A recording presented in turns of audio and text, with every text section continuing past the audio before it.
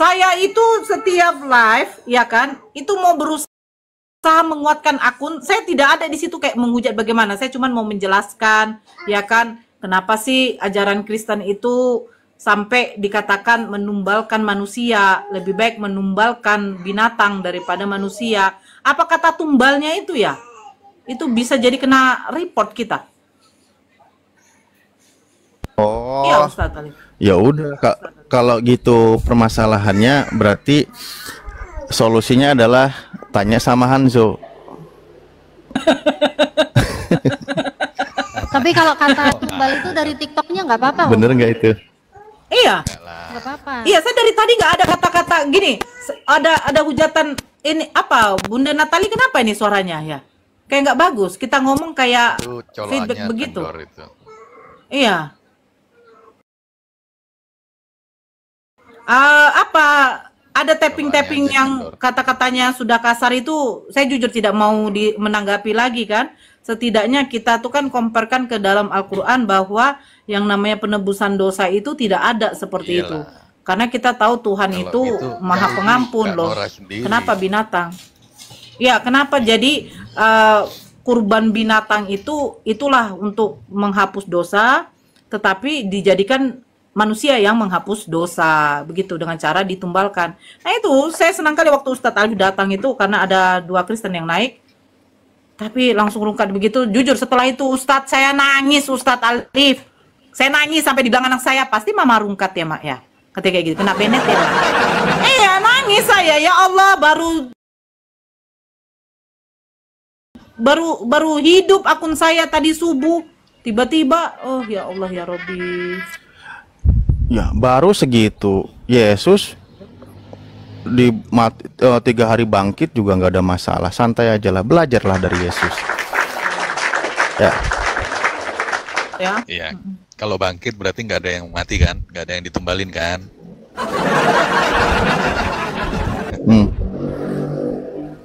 Iya toh. Ya. Bukan loh. Tumbalnya udah selesai. Cuman 3 hari jadwalnya. Ya memang Lah iya kan? ceritanya. Betul, betul. Iya berarti ditumbalinnya cuma 3 hari. Terus tumbal ini istilah siapa itu? Tumbal Istilahnya Kristen biasa, mana tuh yang menumbalkan? Istilah pagan. Istilah pagan mereka, Bang Laban. Ya mungkin ya. Kita memang kalau nggak ada ya tumbal-tumbalan gitu ya. nggak ada seperti itu. Mungkin ada Kristen Ada. dalam lain. Yunani itu tumbal-tumbalan pagan di sana. Iya di internal Kristen ini kan banyak versi ya, yang tumbal, yang menganggap Tuhan 3 agama samawi iblis juga ada. Macam gereja satanik juga ada. Bukan begitu Bang Laban. Begini ya, kalau kita bertanya kepada pihak Kristen, kenapa Yesus harus disalib? Ya untuk menebus dosa. Kalau Tapi saya bukankah pribadi di dalam enggak. perjanjian lama, ya sebentar Bang Laban, bukankah di dalam perjanjian lama penebusan dosa itu memakai darah binatang gitu? Tapi kenapa tiba-tiba ada Kristen ini harus darah manusia? Padahal konteksnya di dalam Bible Anda sendiri, pada waktu dia dihadapkan Pontius Pilatus, Pilatus saja mengatakan, aku tidak dapat menemukan kesalahan dari orang ini. Gitu loh. Tapi apa? Tetap orang itu berseru, salibkan dia, salibkan dia. Nah, jadi konteks penyalipan ini dikatakan oleh Paulus itu untuk penebusan dosa. Padahal sebenarnya nggak ada sama sekali. Coba Kenapa ayat yang Yesus mana? itu memperkenalkan, Bang Laban, Yesus itu memperkenalkan bahwa Tuhanku itu, Allahku itu maha pengampun. Dia menerima tobat. Makanya dikatakan, bertobatlah. Bukan berarti harus disalibkan anak manusia itu. Bertobatlah Kejam karena itu. kerajaan surga ada di tangan, kan begitu. Sudah dekat, Bu. Ada di tangan. Di mana di tangan Ya, siapa? Tangan yang kalau bahasa berubah. Inggrisnya is at hand, nah, di tangan kita, di tangan kita. Loh, pertobatan itu kita melakukan pertobatan hanya Allah yang menerima tobat kita. Bukan Yesus. Sementara Yesus kayak mengatakan pada waktu di kayu salib, apa dikatakannya Bang Laban? Ya Nggak urusan Bapak, saya, ampunilah mereka, sebab mereka tidak tahu apa yang mereka perbuat. Dia mengatakan kepada bapaknya, Bapak ampuni mereka, bukan aku mengampuni kalian. Terus nanti dikatakan, oh itu sisi kemanusiaannya Bunda Nora. Nah ini gablek. Terus sisi kemanusiaan, itu doktrin ya, kemanusiaan. gitu doktrin itu. Nah itu, dia aja bilang, Bapak ampunilah mereka, sebab mereka tidak tahu apa yang mereka perbuat. Dia minta kepada Bapaknya untuk mengampuni, makanya ada doa Bapa kami. Seperti kami juga mengampuni orang yang bersalah kepada kami. Maka ampunilah kami, dan janganlah membawa kami ke dalam pencobaan, tetapi lepaskanlah kami. Dia minta. Ya, Dan terus berikanlah caranya kami gimana pada tuh? hari ini. Masalahnya, kenapa manusia yang meminta kepada Bapaknya, berarti dia menghambakan dirinya. Dia menganggap dirinya sebagai hamba. Dan Bapaknya itu adalah Tuhannya. Nah ini arti namanya menyembah. Yesus itu menyembah kepada Bapaknya. Makanya dia Kalau saya katakan. nggak seperti itu logika saya. Nggak. Oh, logikanya Ya mungkin seperti Hanjo apa, Bang? mungkin. Masih Hanjo mungkin. Bentar-bentar, sebelum dilanjut, ini teman-teman bantuin Bunda Nora dong di follow biar Bunda Noranya bisa on cam. Ya, tinggal dikit nih Bunda Nora nih. Jadi Hanjo lah diskusinya jawabnya secara doktrin, saya nggak. 34 orang kurang nih, ayo 34 orang follow Bunda Nora, ayo. Biar enak diskusinya. Lanjut. Ya. Silakan Laban. Jadi pemikiranmu seperti apa Laban? Jadi yang sampaikan Nora itu doktrin ya, sesama kami ya, doktrin pun berdebat. Jadi itu apa diperdebatkan itu?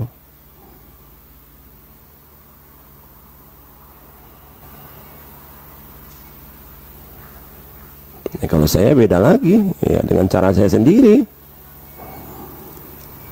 Tanya Bang Laban bagaimana? Udah Ya, 1000 pertama, itu kan Nora. Udah 1000.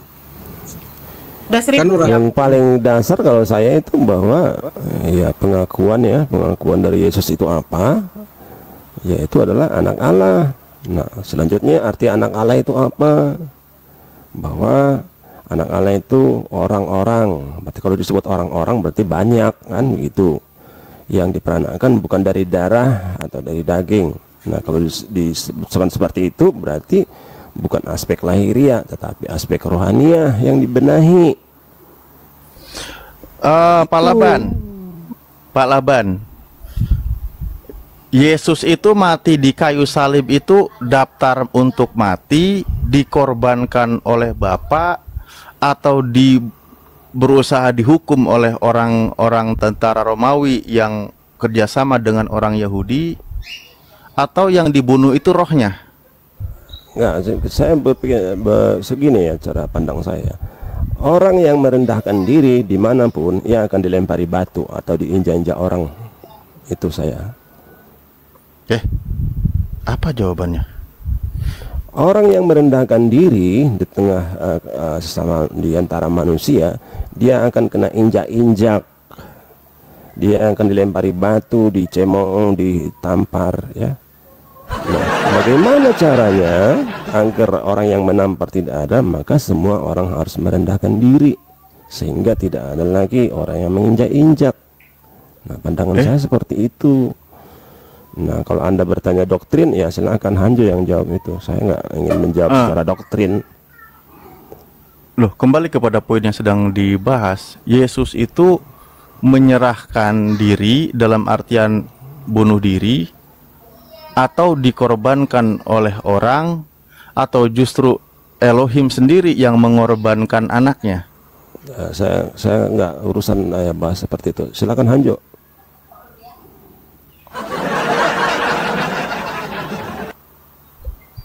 Nggak masuk akal Bang bagi saya Alif narasi terlalu seperti itu. berat sama dia Bang Alif. Bukan terlalu berat, nggak masuk akal.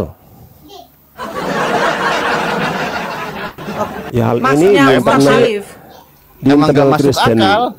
Emang di nggak masuk internal akal orang? Kristen, kami sendiri pun berdebat tentang itu. Jadi untuk apa diperdebatkan? Nggak ada manfaat nilainya untuk Anda dengarkan. Gitu. Jadi di dalam intern kalian pun juga seperti itu ya? Ya berdebat. Di dalam internet mereka aja belum selesai, Ustadz Alif. Apalagi Bukan belum kita selesai. bertanya. Berdebat, diperdebatkan. Selamanya ini akan diperdebatkan. Ya, selamanya. Jadi menurut Ustadz Alif tadi pertanyaannya, penebusan dosa ini siapa sih yang menginginkan menebus dosa dengan cara Yesus disalibkan itu siapa sebenarnya? Jadi yang menjawab itu ya yang terkait dengan orang Kristen yang terkait dengan doktrin seperti itu, silakan dijawab. Siapa sih yang menginginkan menebus dosa dengan cara Yesus disalibkan itu siapa? Kalau saya pribadi tidak, saya nggak masuk akal. Yang menjawab itu ya yang terkait dengan orang Kristen yang terkait dengan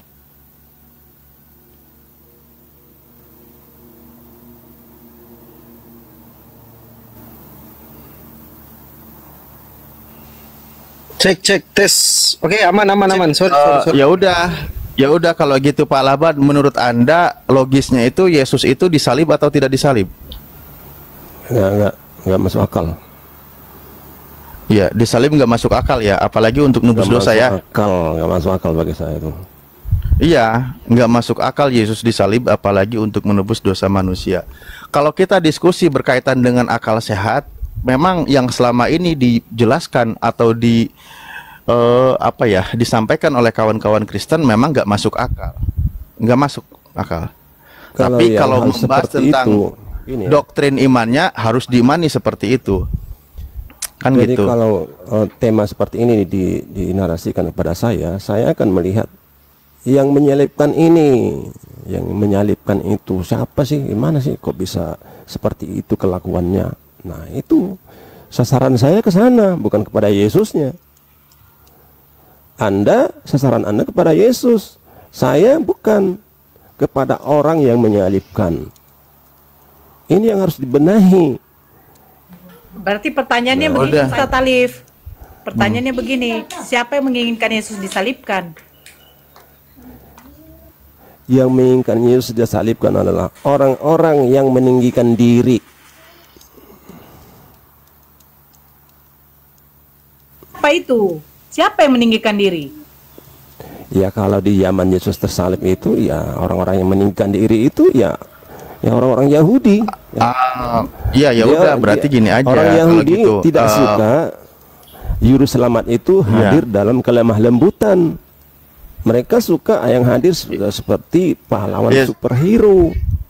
Ya, makanya gini Pak Laban, kesimpulannya kan Yesus itu dibunuh atau disalibkan itu korban dari perbuatan orang-orang yang berdosa gitu ya. Nah, iya. Itu.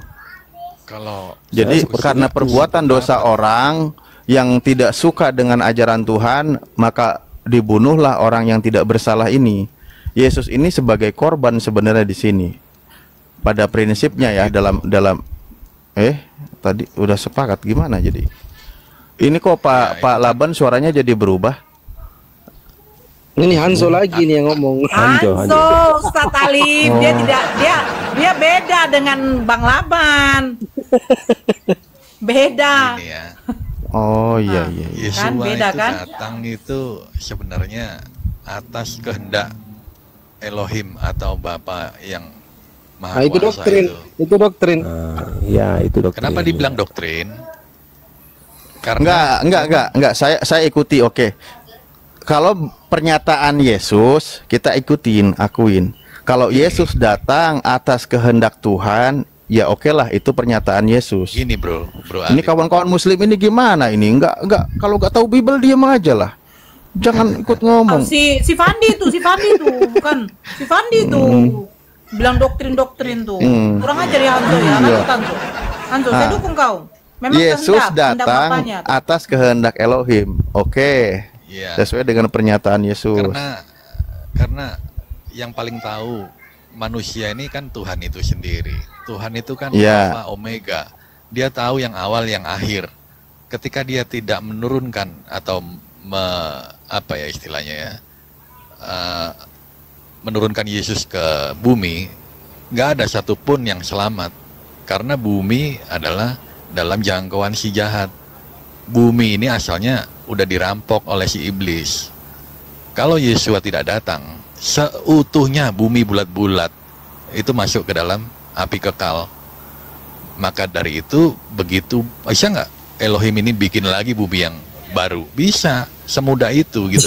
Ntar dulu, ini kok Tapi- iblis yang menguasai bumi? Tuhan kalah. Tuhan kalah oleh iblis. Bang Hanzo, aduh, otakmu itu Bang Hanzo. Bandi, Lanjut. Bandi. Ketika satu Adam itu jatuh dalam dosa, Loh, Karena- host ini gimana sih? Seorang Kristen itu harus menjelaskan sesuatu yang tidak masuk akal. Oh benar Kita ya, simak. sorry. Kalau masuk akal bukan Kristen namanya. Lanjutkan Hanzo. Hostnya nih gimana sih? Dia Iya. hostnya nggak Nggak ngerti paham Bible, dia Ustaz itu. Talif. Dengar dulu. Dia nggak paham Saya- Bible. Udah, kalau nggak paham Bible. udah lama. Hanzo aja lebih paham. Debat ya. Udah lama nggak debat, Iya. jadi agak-agak gini ya. Aku yang ngomong ini ada dalil semua. Kenapa aku bilang bumi ini miliknya iblis? Ketika Yesus dicobai 3 kali kan pencobaan di padang gurun itu, salah satu pencobaannya dia lihatkan seluruh tahta kerajaan itu di bumi ini akan kuberikan kepadamu. Nah, atas dasar itu maka aku asumsikan ya, maka bumi ini seutuhnya adalah memang udah dikuasai oleh si jahat ini. Kenapa si jahat ini bisa menguasai bumi? Nah, itu kan karena ada dendam kan. Karena dia dilempar kan ke bumi ini kan. Dan dia bersumpah dia tidak akan bisa memang mencelakai Elohim. Karena dia tahu dia terbatas, tapi dia tahu kelemahannya. Karena Elohim ini begitu kasih kepada manusia. Maka dikejarlah manusia ini, gitu loh. Yang Hanzo, yang dicobai di padang gurun itu manusia atau Tuhan itu? Yesua itu yang dicobai. Ya saya tahu itu Yesua. Pertanyaan saya, manusia atau Tuhan yang dicobai? Keduanya itu. Kan dia melekat itu. Dalam Tuhan itu. Keduanya. Berarti ada iblis mencobai Tuhan. Iya, betul.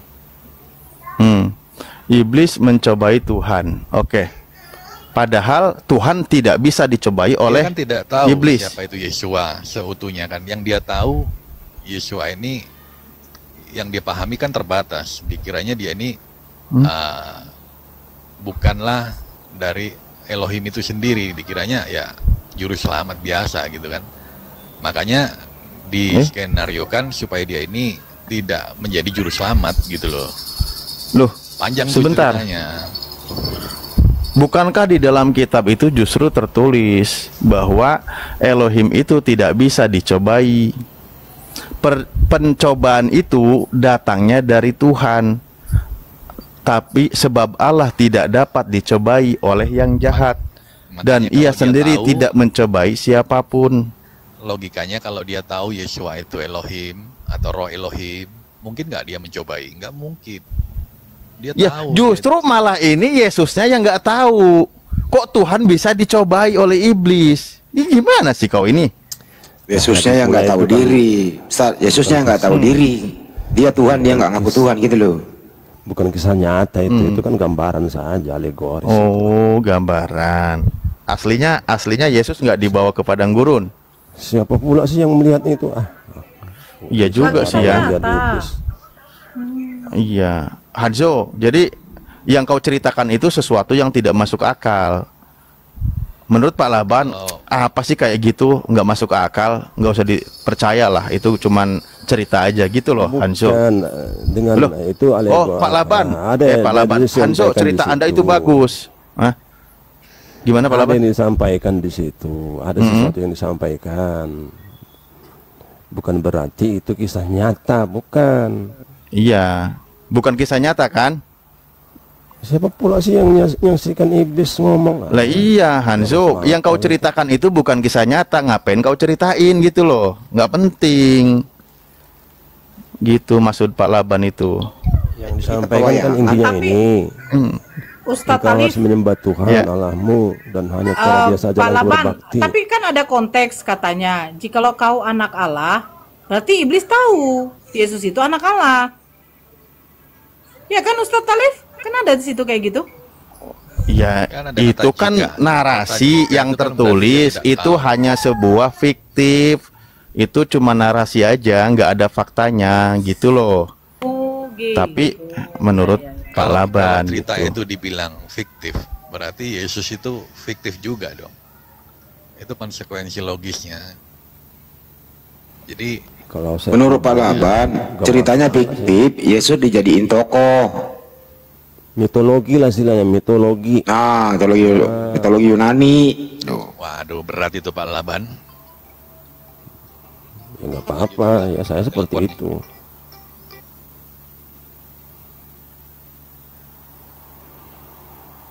Ini beda pandangan ya, Bang Laban sama Hanzo ini. Wah, di internal Beda Kristen ya, pandangan, beda-beda. bos. Host ini gimana sih? Bukan beda pandangan, cuma dia itu nggak sama aja. Ribuan. Jadi tolong lah. Ribuan. Setuju, Ustaz. Denomnya aja tuh ribuan, apalagi orang-orangnya. Beda lah. Kalau Pak Labang ini memandang dari segitiga siku-siku, kalau Pak Hanso ini memandang daripada sudut sepak pojok, gitu. Jadi ibarat kata penonton tuh ya, Pak Hanso nonton di tribun, kalau Pak Laban ini nonton di bangku cadangan. Nah, beda-beda tuh sudut pandangnya, itu kira-kira. Jadi saya ngomong apa sih? Nonton bola ya? Enggak. Iya, bola Oh ya udah. Jadi Pak Laban, jadi yang disalib itu memang Yesus apa bukan? Ya udah pasti Yesus lah, nah, itu udah pasti. Oke. Sekali lagi pertanyaan saya yang soal penyalipan ini terakhir, tujuan Yesus disalib sebenarnya untuk apa? Dan siapa yang menyalibkan dia?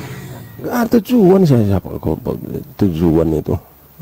Oh, Bunda Nora ini Tujuan gimana? Yesus itu cuma korban orang yang berdosa aja. Nggak ada tujuannya itu. Oh, gitu. Nggak ada tujuan ya. Berarti bukan penebusan dosa ya? Bukan ya? Jadi kalau penebusan dosa, ya tirulah yang seperti itu, merendahkan diri. Ya, disitulah dosamu tertebus. Begitu logikanya. Menurut Pak Laban ini Yesus sebenarnya itu nggak sengaja untuk dimatiin, ya anggap aja kecelakaan. Itu nggak ada tujuannya, gitu loh. Enggak, sekarang ya fokusnya jangan ke Yesus dong. Ke orang yang menyalibkannya, orang yang berbuat kasar, itulah yang harus dibenahi. Nah, pelakunya ini ya, sama pelaku dan iblis ini yang harus dibenahi gitu ya, Ban ya. Ya, iblisnya itu yang harus disingkirkan. Nah, iblisnya harus disingkirkan. Tapi menurut Hanso tadi, karena bumi ini rusak oleh iblis, nggak mungkin Tuhan membuat bumi baru. Terpaksa Tuhan itu turun sendiri. Tuhan itu sendiri yang dibunuh oleh iblis. Jadi gimana ini iblis ini, Ban? Betul kata Ustaz Alif, ini sebenarnya ini tidak berbeda pendapat. Cuman tidak sama pendapatnya, kan gitu ya Ustaz ya? Nah, itu betul. Jadi apa bedanya itu, Bang? Loh, Berbeda pendapat tetapi tidak beda sama dong. pendapat itu. Beda dong. Nggak sama. Gimana sih? Nggak sama itu ya beda itu. Kok apa bedanya? Aku yang jadi Jadi pusing begini ya, saya Lanjut, lihat aku ada ya, telepon. Ya. di internal Kristen maupun Islam Kristen, selalu Yesus itu aja ditembak terus, dipanah. Selalu Yesus yang dibahas. Tapi Ini orang-orang yang berjiwa iblis itu gimana? Ban sebenarnya Itu ini harus dibenahi. Ban sebenarnya yang biang kerok ini siapa sih, Ban? Ya, ego kita lah masing-masing. Ya, Oh, ego kita masing-masing. Ya, dan Tapi kan tetap kita- saja Yesus itu kita salah-salahkan. Yesus Tapi kita kan ditembak waktu itu kan belum nongol. ya sekarang ya Yesus nggak nongol, kita nongol, tetap Yesus kita hantam. Coba gimana itu? Tapi kami nggak menyalahkan Yesus, kami menyalahkan iblis. Tiap Yesus hari kan cuma yang korban. ditembak. Yesus kan cuma korban. Yesus begini, Yesus ini begini. Di Gini internal Kristen aku juga pernah seperti baca itu. bukunya orang Korea itu ya. Dia bilang begini, Bang. Para penghujat ini, Bang, ketika dia di neraka, dia tetap akan menghujat itu. Itu memang udah ini dinamakan di dalam Alkitab itu ada istilah ilalang dan gandum, Bang. Pernah baca, Bang Laban? Jadi yang pernah, ilalang ya. ini, nah ilalang ini ya tetaplah ilalang, Bang. Mau sampai akhir pun dia akan ilalang gitu. Jadi ya abang nggak usah protes kalau tiap hari kata abang Labang Yesus ditembak. Memang bahkan di neraka pun mereka ini tetap menembak Yesus itu, Bang. Iya. Coba Bang Tiap baca hari Yesus buku itu. ditarik-tarik, ya, ditarik seret-seret. Tapi begini loh Ban, bukan kami loh Muslim yang menulis Yesus terkutuk. Menurut Laban nih, siapa yang menulis mengatakan Yesus mati ditelanjangin, ya, diarak, digamparin, diolok-olok gitu. Menurut Laban mati terkutuk di tiang salib. Ini yang nulis siapa, Ban? Yang nulis ya pasti kalau ada orang yang menganggap Yesus itu terkutuk di tiang salib berarti sumbernya dari iblis. Orang itu harus diapain di neraka berdasarkan buku tadi? Digoreng di neraka. Nggak ngerti saya itu neraka. Digoreng di neraka itu. Neraka Coba sebut namanya itu. Ban, coba kau sebut namanya siapa yang menulis itu Yesus terkutuk. Nggak ada. Galatia 3:13 siapa yang nulis tuh? Terus siapa yang nulis itu Yesus ditangkap, Yesus digamparin, diludahin, diberi mahkota berduri. Itu siapa yang nulis tuh? Counter dari Paulus terhadap tulisan terkutuklah orang yang digantung pada kayu salib. Tapi bukan Muslim yang nulis itu ya. Ban, bukan Muslim yang nulis Bible ya. Ya udah. Enggak, Ya, nah, luruskan dulu ini gitu. Apa Muslim yang nulis Bible tuh? Oke, Anda selamat di sini. Tapi jangan tarik-tarik terus setiap hari ya. Yesus ditarik ke sana, tarik ke sini, sorong ke sana. Jadi ada orang tuh menulis tuh yang gua kasih gambarannya ya. Ada yang menulis itu mantan nabi tidak jelas orang tuanya. Nah itu yang nulis itu loh. Nah, menurut Hanso itu yang digoreng di neraka. Karena memang matinya juga nggak benar tuh, Ban.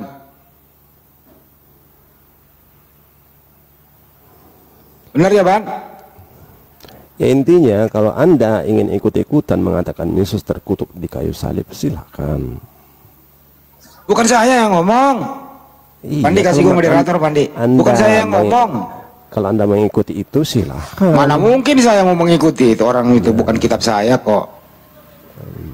Justru orang yang mengimani itu, mengikuti itu, dan sekaligus yang menulis itu, itulah orang sekelompok orang inilah yang masuk neraka nanti. Yang digoreng terus tiap hari gitu kan. Biasanya orang Yahudi Talmud kan ya, jangankan Yesus digoreng dia ditinjau. Yahudi. Assalamualaikum. Itu yang mengutuk. Gitu loh ya. Itu Ban, kalau menurut pendapat saya nih. Kalau saya ambil tadi pendapatnya Hanso. Siapa yang sering menggoreng Yesus? Siapa yang mengeksekusi Yesus? Siapa yang meludahi Yesus? Siapa yang menombak lambung Yesus? Siapa yang mengimani ini semua untuk penebusan dosa? Siapa yang menulis Yesus terkutuk di tiang salib? Siapa yang mengimani ini semua? Ya itulah ya. Bersekongkol mereka ini semua akan masuk ke neraka untuk digoreng tiap hari. Gitu, Ban. Halo, boleh kita bukakan ayatnya hadis Lebes? Kenapa, Bang? Boleh kita bukakan ayat yang kau sebut tadi, terkutuklah orang di kayu salib? Iya, bukalah Galatia 3:13. Oke. Terkutuklah orang di kayu salib. Baca dari awal dong. Enggak. Baca dari awal. Baca dari awal. Oke. Aku bukakan ya. Oke, Bang.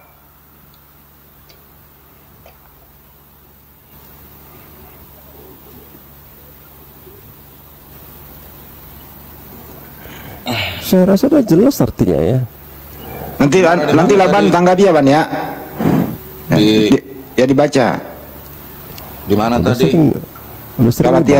Galatia 3:13. Tunggu dulu, Ban. Dia mau baca dulu, Ban, katanya. Kenapa sih udah bertahun-tahun kau tanya-tanya ini hadis Lebes? Saya nggak nanya, orang lagi ngomong kok. Siapa yang nanya? Orang diskusi biasa. Yang nanya siapa? Perasaan saya belum nanya deh. Mulai dari mana mau kita baca? Galatia 3 nomor 13. Iya, mulai dari mana kita baca? Galatia 3 nomor 13. Mulai dari 13. Galatia 3 nomor 13. Berarti mulai dari Galatia 3 nomor 13. Iya tadi baca semuanya, kamu bilang tadi mulai dari mana? Tadi kamu baca ayatnya itu langsung terakhirnya, enggak dari awal.